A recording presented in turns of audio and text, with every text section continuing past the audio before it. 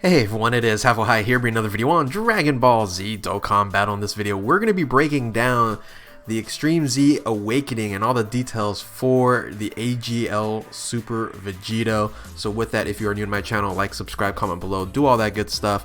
And always a shout out to DBZ Space and the Dokkan Wiki for info and images provided. Let's go ahead and jump into this here. So yes, the unit that broke the game way back when has gotten his EZA, and this is something that we were hoping and hyping and doing all these things, and the question is, are you guys content and happy with the Extreme Z Awakening and the details that it came out? So we're gonna go through it, and I'll tell you what, I think it's fine. I think it's not breaking the game.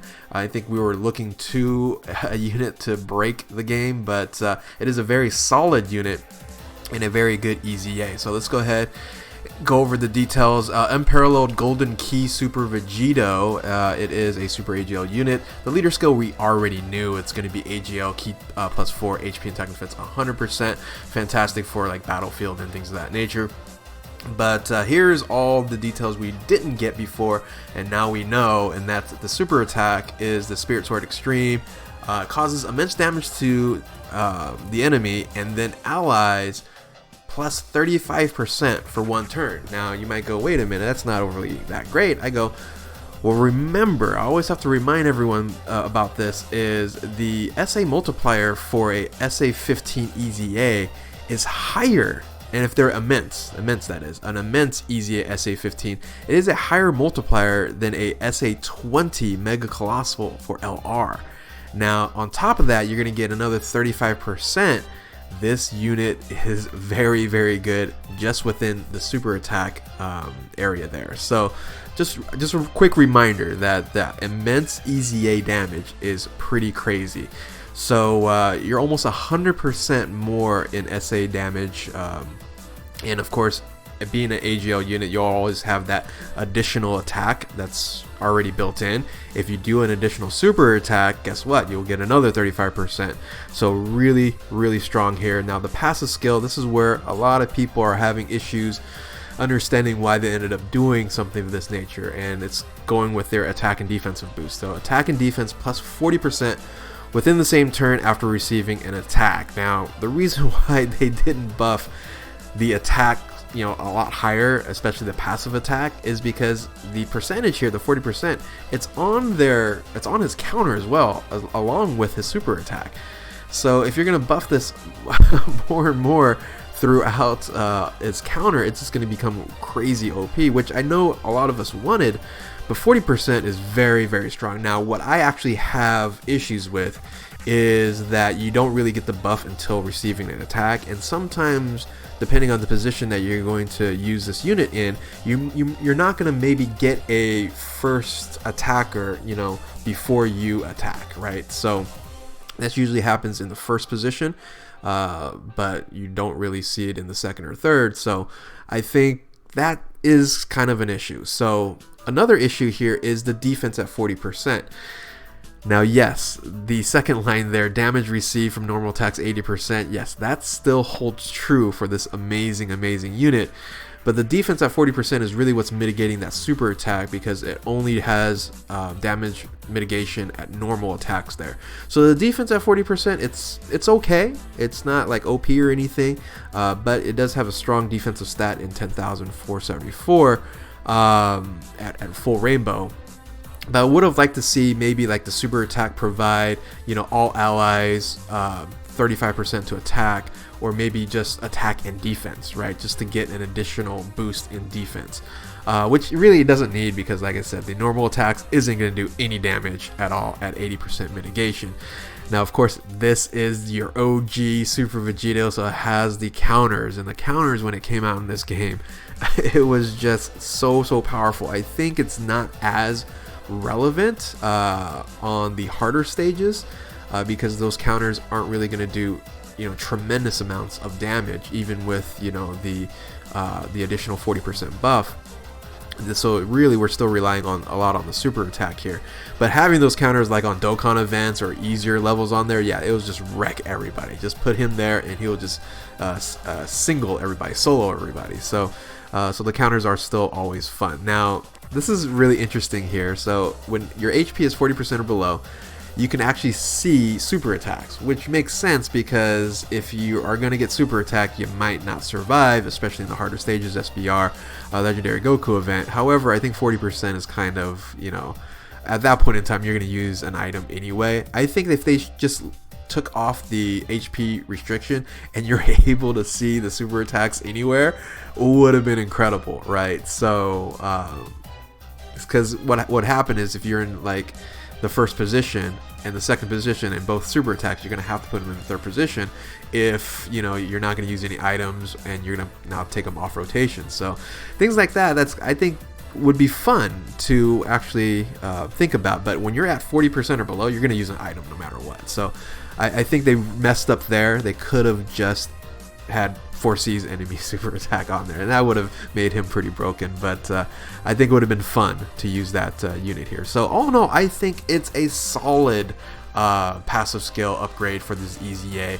It's not broken. We were looking for broken, but definitely he's going to hit tremendously hard, especially if you're, you know, up against one unit or one enemy, and you're just going to counter the living daylights out of them. So the link skills. The great thing about Super Vegito, he has a lot of key links.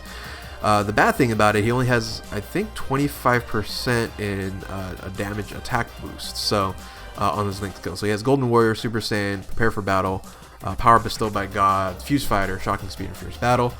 And then category, this is an issue here as well. Majin Buu Saga, Patara, and Super Saiyans. Patara and Super Saiyans, they're fantastic, and I'm going to run through some team builds here in a second. But the Majin Buu Saga, you can't really use them because the physical Super Vegito is the leader for that team.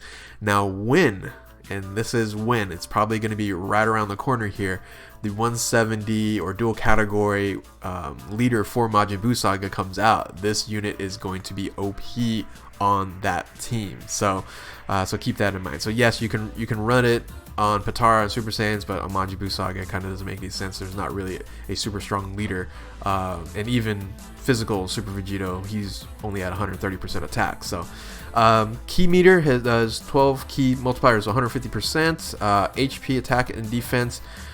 Here's where it's just overly beneficial here, right? The stats are incredible. 18.4 for HP, 18.7 for attack, and 10.474 for defense. Really, really strong. Not Gogeta strong, right, when it comes to stats. But like I said, you know, with that damage mitigation and the counters, and then that, you know, additional boost here, this unit is going to be one of the best units you can run. And then really a lot of the EZAs, they've made it really, really relevant for these units here. But unfortunately, we got to get a new Majin Buu Saga leader to run in that category. So let's talk about the different teams that you can run when it comes to this unit here. And this is just variations. You can run a lot of different alts or variations of these teams I'm going to be talking about. But first, let's talk about Patara. Return of Patara here. Patara is, you know, incredible.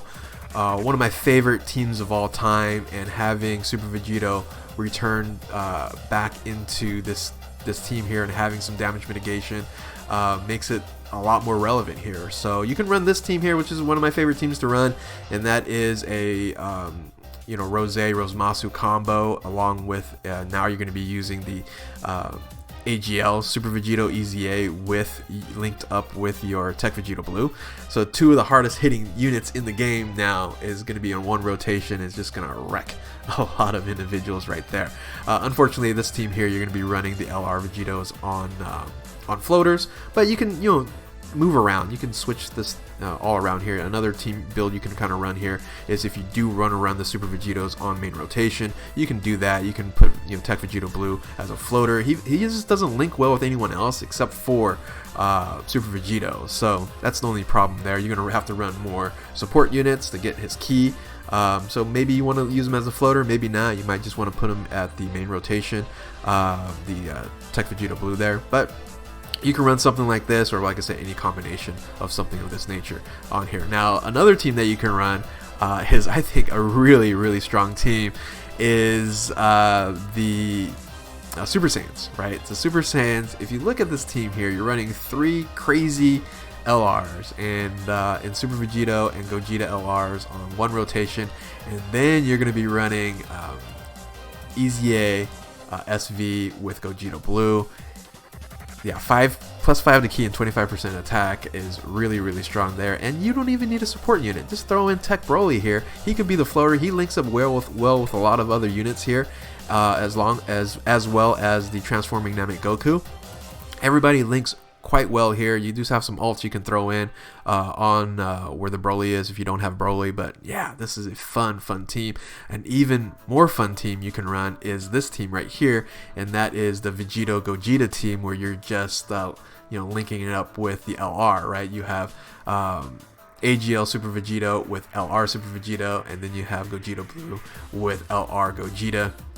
And then you have Strength EZA Gogeta as a floater. They all, once again, link well with each other. Yeah, this team will just do mad amounts of damage. But anyway, I think overall it's a solid unit. It's not breaking the game. It is definitely in the top echelon and top tiers when it comes to TURs. But what do you guys think? Are you guys happy about this? Disappointed? I think it's really solid, but I would have liked to see a little bit of a breaking point, a breaking game on here.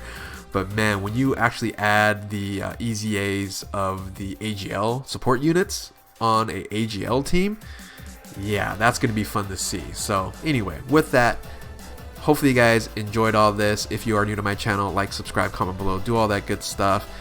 Join the road to 50,000. That is what I'm trying to reach here. So hit that subscribe button and join me to reach 50,000 subs by the end of the year. But yeah, thank you all for watching. Keep on Dokkaning. We'll catch you next time. Later.